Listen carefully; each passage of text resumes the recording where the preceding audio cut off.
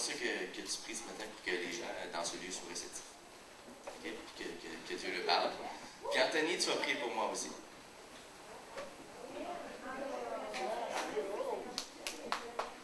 Yes. Mets le micro. Parle dans le micro fort. J'aimerais prier pour les gens ici qui ont comme des problèmes, qui sont pas comme...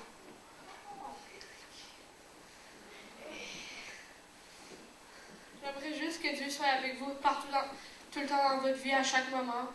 Que comme à chaque matin que vous vous réveillez, vous sentez sa présence avec vous. Puis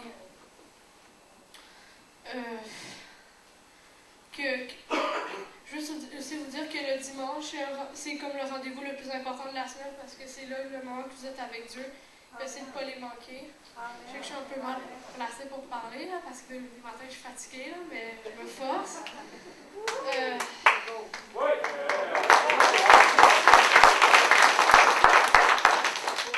Merci.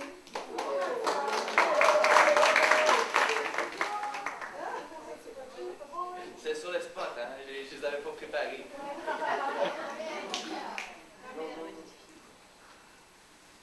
Seigneur, j'aimerais prier pour Pierre, Seigneur, pour remercier tout ce qu'il fait dans la communauté de l'Église.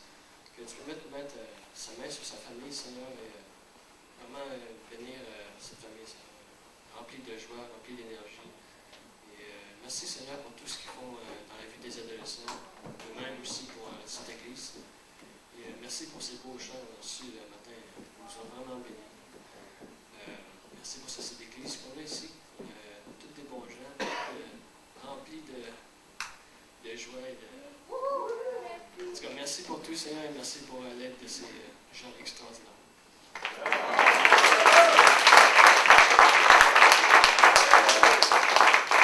Je vais faire prier de jeunes à matin parce que on commence à, je pense, à comprendre l'importance de nos jeunes dans l'Église. Puis, tu sais, même moi et Marie, là, tu sais, on s'occupe de la jeunesse, on est leader de la jeunesse, mais en même temps, on ne veut pas être leader de la jeunesse.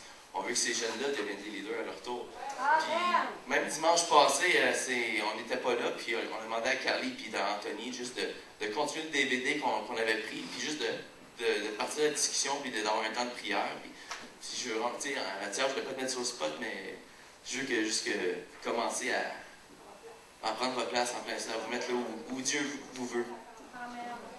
Là, j'ai 2 lutrins, je ne sais pas lequel prendre, le gauche ou le droit. Je vais essayer de main. Ok, non, c'est une joke. C'est une joke. Puis j'ai trouvé un dinosaure. Ils existent encore. J'en ai la preuve.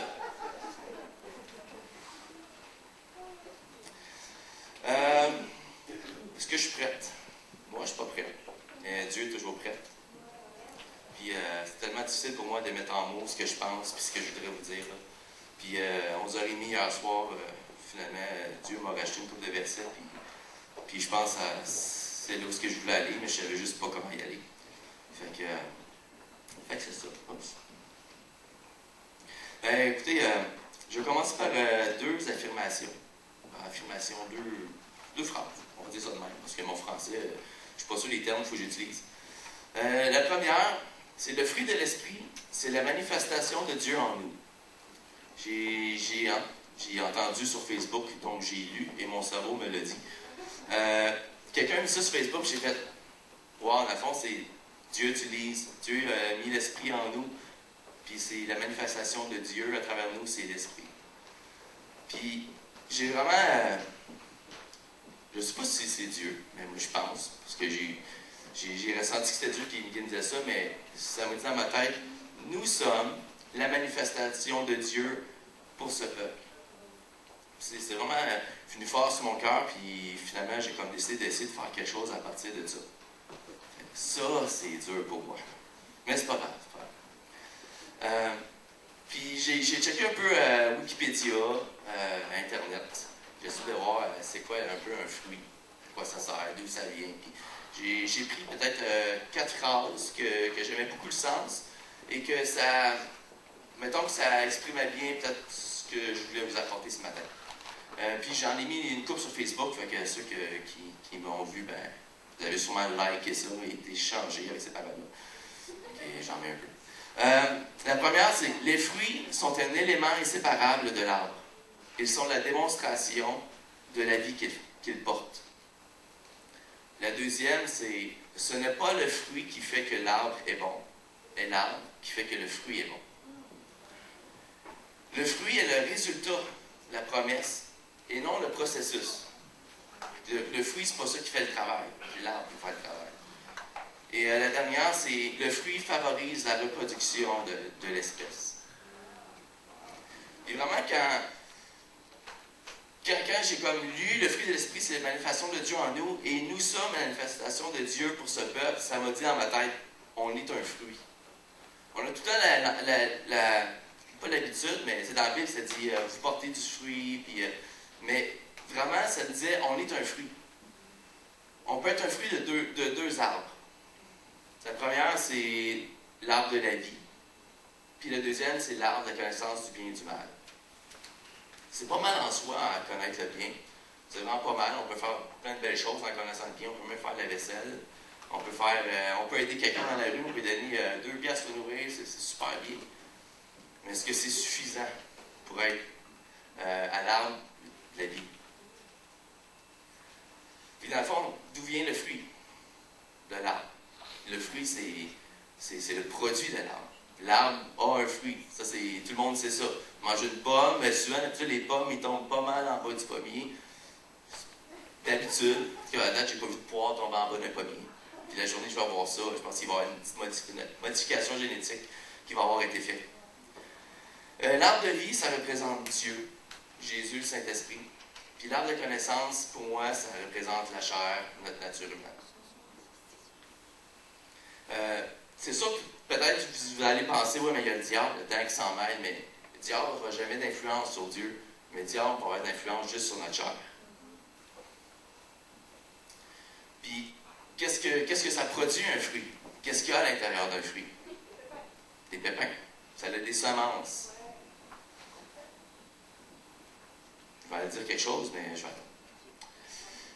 Les semences. On est un fruit. Soit de l'arbre de vie, soit de l'arbre de la connaissance. Alors, quel fruit est-ce qu'on a? Pas quel fruit, mais quelle semence est-ce qu'on porte? Est-ce qu'on porte la semence de la connaissance ou la semence de la vie en nous? La semence, on peut voir ça comme l'impact qu'on a sur les gens autour de nous. Le dépôt que l'on fait dans leur vie. Qu'on s'en rende compte, qu'on ne s'en rende pas compte. C'est nos actions, c'est nos paroles. J'entends, moi, je t'aime pas. Non, c'est pas vrai, c'est pas vrai. C'est pas vrai, c'est juste pour te mettre sur le spot. Parce que je t'aime. Non, nos paroles, nos actions, souvent, on ne s'en rendra pas compte, mais on peut avoir énormément d'influence avec nos paroles et nos actions. Puis, même si on ne le veut pas, c'est toujours une semence dans la vie des autres. Si je reviens, les fruits sont un élément inséparable de l'arbre. Ils sont la démonstration de la vie qu'il porte. Et 2, ce n'est pas le fruit qui fait que l'arbre est bon, mais l'arbre qui fait que le fruit est bon. Si on se met à regarder tout ce qu'on a fait dans le passé, ou même ce qu'on a fait hier, ou ce matin, quelle semence est-ce qu'on a porté? Est-ce qu'on va au Tim Hortons, ça prend trop de temps, mais 3 sucres au lieu de juste une crème, puis on pogne les nerfs, on va en dedans, elle dit c'est quoi ça, tu sais pas faire ta job, puis c'est quelle semence est-ce qu'on porte? Puis quand les autres nous regardent, est-ce qu'ils voient Jésus? Ou bien ils voient notre nature? Quand les autres nous regardent, est-ce qu'ils ont le goût de voir Jésus? Est-ce qu'ils ont le goût de connaître Jésus? Ou ils ont juste le goût de dire, ben, t'es comme moi, puis tu vaux pas mieux que moi. Le fruit favorise la reproduction de l'espèce. Je vais donner un exemple, 2 exemples avec une personne. Ah, il est déjà midi moins 20. Non, mais c'est pas grave. Non, c'est pas grave parce que justement, ben non, j'avais un petit peu, mais j'étais pas sûr. OK. Ben, je vais aller plus vite, tant mieux. Ah, OK. OK. Là, ce que.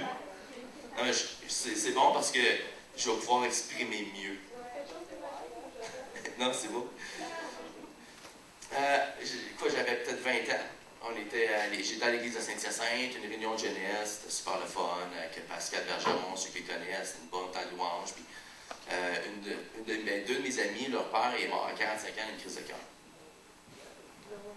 Fait que, on a une discussion là-dessus. Pourquoi mon père est mort? Pourquoi Dieu a permis ça? Puis, moi, avec plein de sagesse et d'amour, j'ai dit, mais c'est parce que Dieu nous donne des obstacles ou Dieu nous fait vivre des choses qu'on est capable de surmonter. Wow, quelle parole de sagesse! Il n'y avait tellement pas de vie dans ce que j'ai dit, là. Pourtant, non, mais c'est vrai, pourtant, j'avais bon cœur, là, tu sais. Ma compréhension de Dieu n'était pas bonne, OK. Mais ce que je tirais mes connaissances, c'était pas de Dieu, c'est du bien et du mal. Dans ma tête, j'ai voulu faire bien. Je n'ai pas réfléchi, je n'ai pas dit, hey, Saint-Esprit, qu'est-ce que tu penses? Non, j'ai fait. Parce que je suis de même, des fois, j'ai réfléchi après que j'ai parlé. Fait que j'ai dit, non, Dieu va te faire passer au travers. Puis, hey, quelle parole de mort, j'ai dit là. Puis, tu sais, c'était pas volontaire. Souvent, on va être sincère dans ce qu'on va dire. C'est juste, ça vient juste pas de la bonne place. Puis, là, peut-être 4-5 ans, je dirais, j'étais dans un processus où j'essaie de voir à qui j'en voulais. C'est vrai? Non, mais c'est vrai, un processus de demander pardon aux gens pour les choses qu'ils m'ont faites, puis demander pardon aux gens pour les choses que j'ai faites. Puis j'ai pensé à cette personne-là. Puis j'ai écrit sur Facebook, j'ai dit Marie-Ève, elle s'appelle Marie-Ève. J'ai dit Marie-Ève, c'est telle année. Puis j'ai dit écoute, je suis vraiment pas correct avec toi, mes paroles n'étaient pas bonnes. C'est pas les paroles que tu voulais que je te dise, puis je te demande pardon. On a des amis en commun. Une de mes amies, elle avait écrit qu'est-ce que tu as fait? Marie-Ève est toute bouleversée, puis vraiment, elle ne comprend pas, mais elle est vraiment touchée. Puis quand Dieu parle, c'est toujours des paroles de vie. Ça, c'est encore mon dinosaure. Mais tout ce que nous disons, ce que nous faisons, c'est une semence. C'est plate, les divisions, ça arrive. Mais j'ai vécu des divisions, puis je connais des gens qui ne sont pas à l'église qui ont vécu des divisions. Pourtant, on a eu la même semence. Les gens ont fait des erreurs. Ils ont peut-être mis Dieu de côté 5 secondes, ils ont dit une parole, puis la personne n'a pas pris, ça crée une division. Puis ces gens-là, c'était pas mal intentionné. Là. Puis on n'est jamais mal intentionné. On y va avec notre connaissance du bien et du mal. À un moment donné, la limite, ce qu'on a mis entre ça c'est bien, puis ça c'est mal. Notre propre limite et non celle de Dieu, mais souvent on va causer du tort aux autres. Fait que tout ce qu'on va faire, la semaine où je vois Steven, puis ma relation avec Dieu est moins bonne, puis j'ai à Steven une parole qui ne sera pas bonne. Steven, il va la prendre personnelle, puis il va se dire bon, c'est quoi c'est ça, il va mettre son poing où il va me rouler après, puis il va se mettre un des coups de pied. Mais c'est toujours ça. Nos paroles, nos actions, c'est soit ça va sommer la connaissance du bien et du mal, soit ça va sommer la vie. Peut-être la dernière phrase que j'avais, c'est le fruit est le résultat de notre processus. Non, le fruit est le résultat et non le processus. Vous êtes un fruit. Okay? Quand il y a un pommier, il y a des pommes. La pomme n'a pas essayé d'être une pomme. Elle est une pomme. Okay? On est un fruit. On n'essaie pas d'être un fruit, on est un fruit. Essayez pas de faire le bien en espérant trouver Dieu dans ce que vous faites. Ça ne marchera pas. Ce que vous faites, ce que vous êtes, ce n'est pas un processus. Ce que vous êtes, c'est un fruit. Qu'est-ce que vous devez faire? Vous devez choisir de quel arbre vous voulez être le fruit. Ce n'est pas un processus. Souvent, j'entends des gens, puis c'est correct, je l'ai dit moi aussi, puis je l'ai essayé. Ah, mais je fais vraiment des efforts pour arrêter ça, puis je vais avoir des efforts pour arrêter ça, puis ah, mais je travaille fort là-dessus. Puis l'énergie qu'on met là-dessus, on ne la met pas à chercher Dieu. On la met vraiment à se battre, puis à dire ah non, je renonce à ça, puis c'est correct d'avoir des bons outils, là.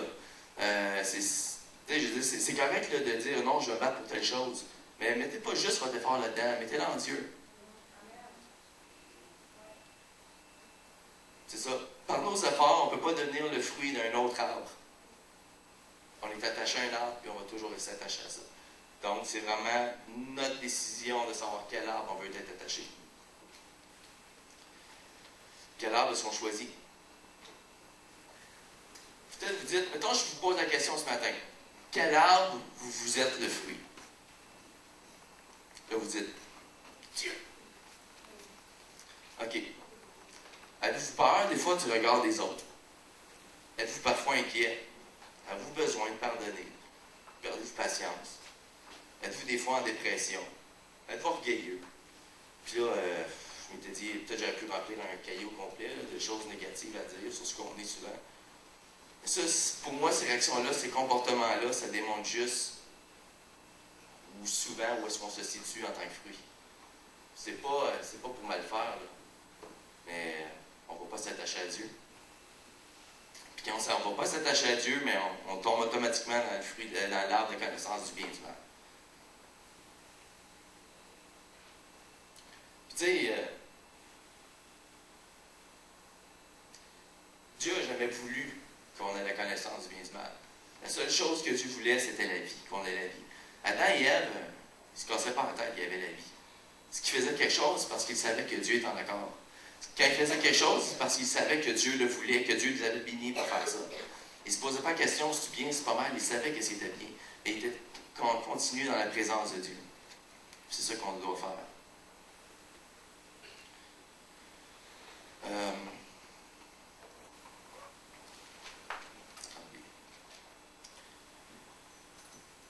Bon, je vais lire Galates 5:22.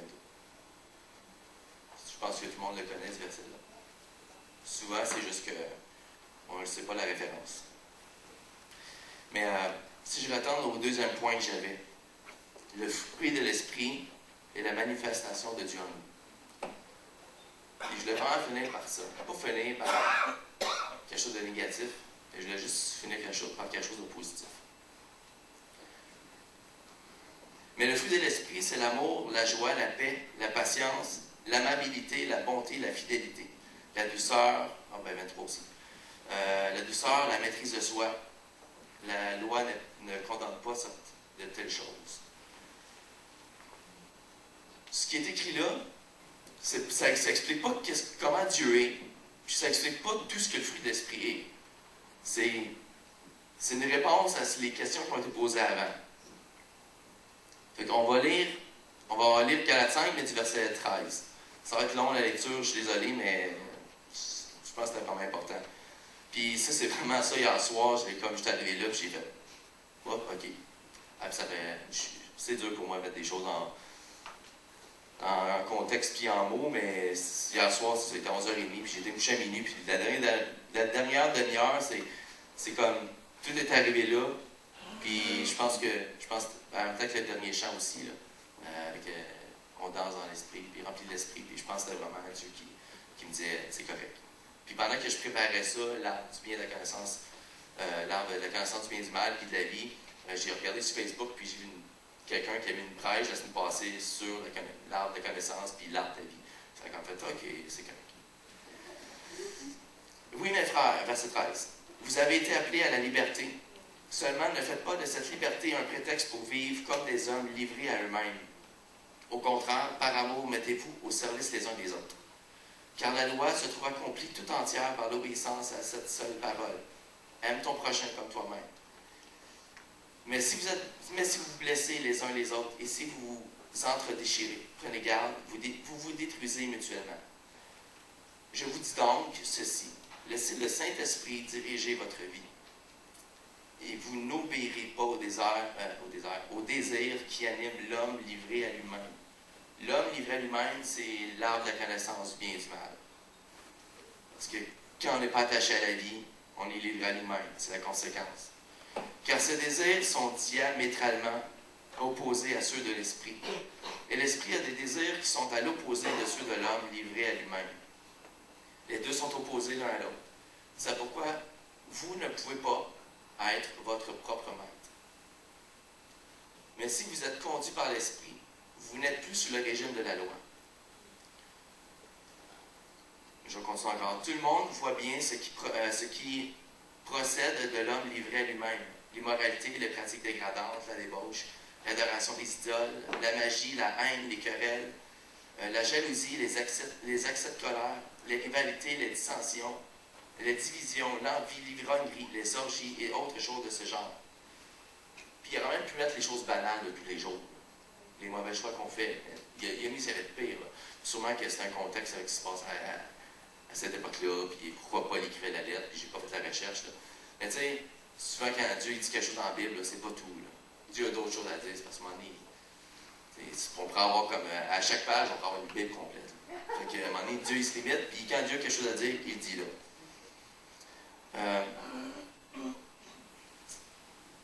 Je ne puis que répéter ce que j'ai déjà déclaré à ce sujet. Ceux qui commettent de telles actions n'auront aucune part d'héritage au royaume de Dieu.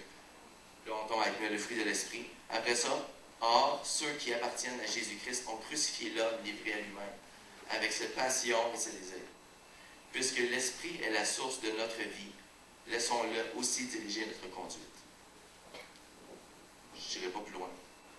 Les Renaud, il reste un verset, mais je trouvais qu'il n'y avait pas place. Pas place, là, mais il n'y avait pas lien avec ce que je voulais dire. Puis vraiment, j'allais te prendre l'autre.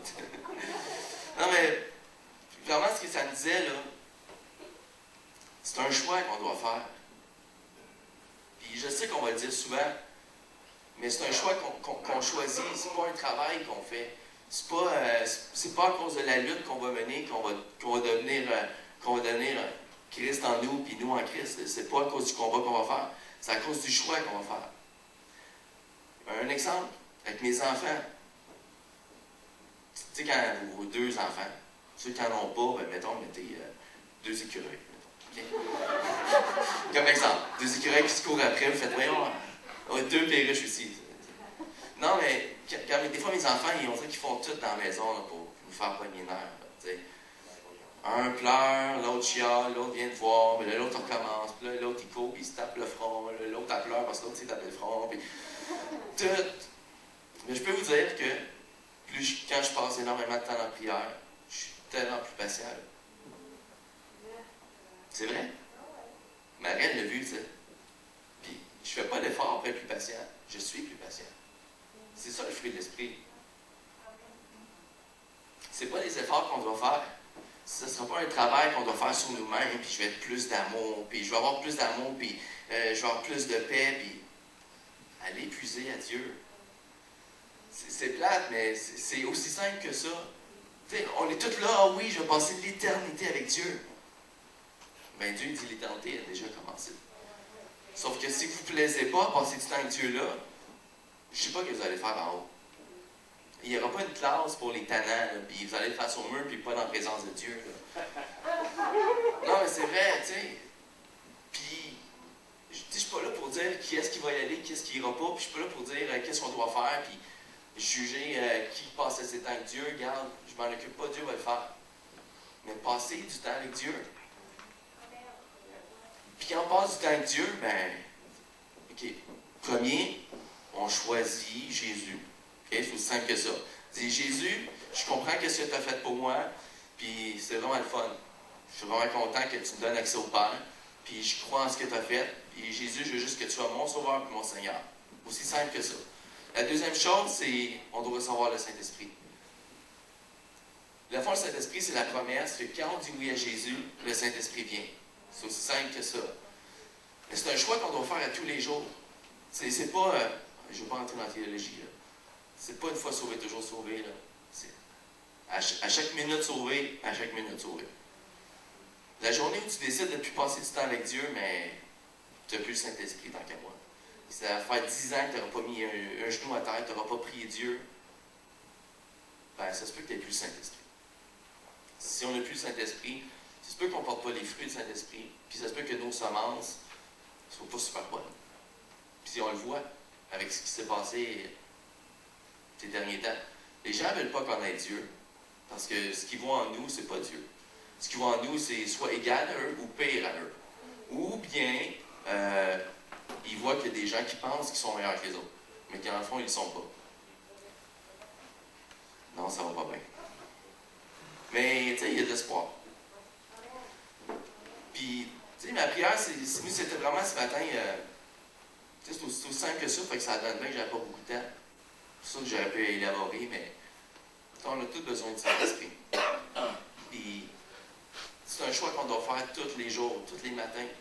Ça se peut que vous ayez une semaine de fou, vous travaillez 100 heures en semaine, vous n'ayez pas le temps. Là. En même temps, chaque instant avec Dieu peut être un moment de passer avec Dieu. C'est sûr que vous allez avoir besoin des temps intenses avec Dieu dans votre chambre à coucher, à pleurer, à crier, parce que ça va vous renforcer, ça va venir Dieu va venir Ben, pas habiter, mais Dieu va venir là, il va vous rencontrer vos besoins. Après ça, quand vous sortez, vous avez déjà ce sentiment-là que Dieu a travaillé, que Dieu vous a encouragé. Puis quand vous allez faire face à l'adversité à l'extérieur de chez vous, vous allez déjà préparer. Puis ça ne sera même pas un combat, ça va juste être facile. Puis j'ai écouté une prêche, puis le gars il s'appelle Todd White. Ça fait 8 ans que le gars il est sauvé, puis c'est un ex-drogué, puis whatever. T'sais. Ce gars il dit, je comprends pas les chrétiens. Puis je dis vraiment ça sans jugement, ok? Parce que sinon, après ça, je vais vous raconter tout ce que j'ai fait de pas correct dans ma vie, puis comme ça on se requitte, ok? Mais je comprends pas les chrétiens qui vivent la dépression. Je comprends pas les chrétiens qui sont malheureux. Je comprends pas les chrétiens qui sont pas en paix. Je comprends pas les chrétiens qui n'aiment pas les autres. Il dit, la journée où j'ai donné ma vie à Dieu, j'ai reçu le Saint-Esprit, j'aime tout le monde. Quand je suis inquiet, je donne tout à Dieu. Une fraction de seconde, je suis plus inquiet. C'est ça, Dieu. Pourtant, si on a encore l'inquiétude, quand moi, je vois un auto couper un autre auto, puis je dis, lui, il n'est pas gentil, puis j'ai juste le goût de le rattraper, puis de le couper à mon tour, ça se peut que j'ai manqué de prière. Ça se peut que ma relation avec Dieu, elle a été manquée quelque part. C'est pas un fait vécu récent, ok? Non, je suis content, c'est pas récent. En fait, j'ai brisé mon moteur de char, fait que je peux vraiment plus rouler vite. C'est encore moins récent. Non, mais c'est vraiment ça, matin, je voulais vous dire, puis, tu sais, je voulais vraiment un temps qu'on prenne le temps, peut-être, premièrement, ceux qui n'ont jamais donné leur vie à Dieu, mais qui le fassent ce matin. La deuxième, c'est ceux qui pensent vraiment qu'ils ont manqué à quelque part, puis qui ont juste pas, qui prennent pas assez de temps avec Dieu, mais on va juste se reconsacrer à Dieu ce matin. Puis juste demander au Saint-Esprit de venir habiter en nous. Puis, c'est quoi le Saint-Esprit? C'est qui le Saint-Esprit? Le Saint-Esprit, c'est un parler en langue. Ben, il y a les fruits, mais il y a les dons. Il y a le parler en langue, prophétie, l'interprétation des langues, mais aussi, avec le Saint-Esprit, on va avoir des guérisons, on va avoir des gens délivrés. Nous-mêmes, on va être délivrés. Puis, quelque chose de bien hot, on va voir des gens revenir à la vie. Ça peut être nous ce matin, ça. C'est pas juste physique, ça peut être spirituel aussi. C'était aussi simple que ça ce matin, mais juste vraiment qu'on comprenne. Puis, je veux pas que ce soit ce matin, là. Je veux pas que vous compreniez que je veux qu'on fasse quelque chose ce matin, puis ça l'arrête là. Parce que la semaine prochaine, c'est encore une place, avec vos mêmes problèmes, puis avec votre même déprime, puis votre même questionnement. Pourquoi j'arrive pas? Pourquoi si? C'est pas ça que Dieu veut. Dieu veut vous donner une confiance. Dieu veut vous donner la paix. Moi, je sais que, naturellement, je suis quelqu'un qui est en paix. Fait que, quand le Saint-Esprit il est en moi, ça se peut que je la ressente moins, cette paix-là, parce que je suis quelqu'un naturellement, c'est rare, je t'inquiète, c'est vraiment rare. Mais moi, je perds patience, par exemple. Ça, c'est mon gros problème. Moi, j'ai pas besoin de Saint-Esprit pour ça, mais j'ai besoin de Dieu, et son Esprit va me donner ça. Puis, tu sais, ben moi à l'église, mais quand Marie, elle voit que je pogne les nerfs, elle comprend que ma relation avec Dieu est moins bonne. Puis quand elle voit que je pogne pas les nerfs, elle comprend que ma relation avec Dieu est bonne. Fait que c'est vraiment ça ce matin. Venez en avant, tu sais, je ne ferai pas d'appel spécifique, mais ceux qui veulent connaître Dieu ce matin, vous ne l'avez jamais fait, mais venez en avant, puis on va demander à, il était en haut, mais à Jacques, puis à Hubert, puis moi aussi je vais prier pour vous. Dans le fond, dites-le. Dites-le pourquoi vous êtes en avant. C'est juste que vous savez que votre relation avec Dieu n'est pas bonne, mais vous voulez vraiment prendre une décision. Vous dites, regarde, c'est difficile pour moi, mais oui, je vais en Dieu, mais dites-le ce matin. On va prier pour vous pour ça. Si vous avez d'autres besoins, on va prier pour les autres besoins. Si vous avez une maladie, on va prier pour votre maladie ce matin. C'était vraiment ça. Jésus produit la vie. Jésus le dit, c'est la vie. Si vous voulez vivre, ben, ayez Jésus. Si vous voulez pas vivre et avoir de la misère toute votre vie, ben, restez dans votre coin. Mais à un moment donné, ça va avoir des répercussions sur vous, puis vous ne comprendrez pas, vous allez avoir de la misère. Vous allez dire pourquoi ça m'arrive, pourquoi ça m'arrive. C'est plate, mais on veut toujours se rapprocher de Dieu juste quand ça va mal. Mais Dieu dit, quand ça va bien, rapproche-toi de moi, puis tu vas comprendre après ça quand il va arriver. T'as de quoi de mal, tu vas avoir un discernement. Le Saint-Esprit va te parler, puis il va te dire pourquoi, ou quelle raison, ou comment t'en sortir. C'est ça, que je peux en rajouter, là. Mais je vais m'arrêter là ce matin. Puis, vraiment, avancez-vous. N'ayez pas de gêne. Et on ne mettra pas de numéro dans les dos. C'est vraiment, soyez libres, puis vraiment, c'est ça. Soyez libres ce matin.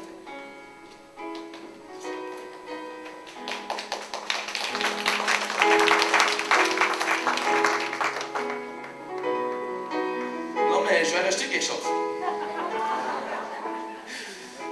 Non, mais on est un fruit, OK? Puis on porte la semence. Mais Dieu ne nous a jamais envoyé, Dieu ne nous a jamais créés pour rien. Dieu il nous a créés pour qu'on l'aime et qu'il nous aime. Qu'on soit dans sa présence, qu'il y ait une relation avec lui, qu'on soit ses enfants, puis c'est tout. C'est aussi simple que ça. Le péché est arrivé, ça a tout cassé, OK. Maintenant, il y a plus de gens qui ne croient pas en Dieu que de gens qui croient en Dieu, OK. Mais nous, là-dedans, on croit en Dieu, on est des fils de Dieu.